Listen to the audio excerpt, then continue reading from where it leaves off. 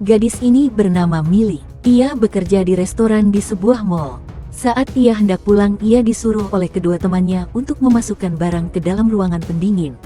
Kedua temannya pun langsung pulang, dan hanya Millie sendiri yang ada di dalam ruangan itu.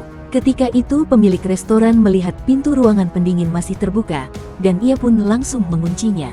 "Bentar dulu ya, bantu aku tekan tombol subscribe-nya ya, biar aku semangat bikin kontennya, makasih." Kemudian pria ini langsung absen dan mengecek absen semua karyawannya itu. Dan tanpa disadari kalau ternyata Millie masih berada di dalam ruangan itu. Kemudian pria mematikan semua lampu. Millie akhirnya tersadar kalau ia terkunci di dalam.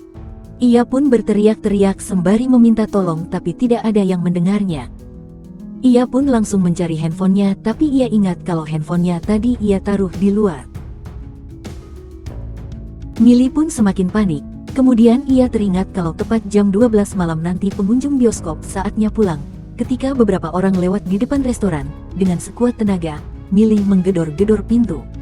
Dan akhirnya ada seorang anak kecil yang mendengarnya. Kemudian anak kecil itu memanggil ayahnya, namun Millie menghentikan usahanya. Karena ayahnya gak mendengar apa-apa, akhirnya mereka pun meninggalkan tempat itu.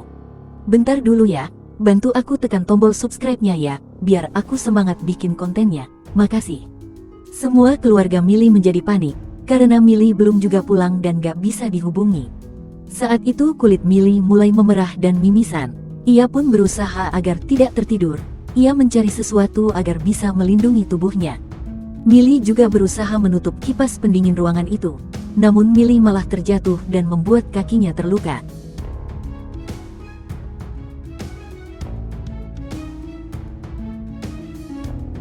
Millie pun berusaha mengobati dirinya sendiri. Millie berusaha bertahan dengan memakan kentang beku yang ada di sana. Namun ia serasa makan es batu. Saat itu ia melihat seekor tikus yang sedang mendekati kue pie. Ia pun mengambil dan memakan kue tersebut. Millie juga membagi kue itu dengan tikus tersebut. Karena tak kunjung ditemukan, akhirnya ayah Millie melapor ke polisi. Ayah Millie bahkan mendatangi semua rekan kerja Millie, tapi mereka tidak ada yang tahu. Kemudian mereka bersama-sama mencari ke tempat kerja Millie dan kemudian menanyakan ke satpam di sana.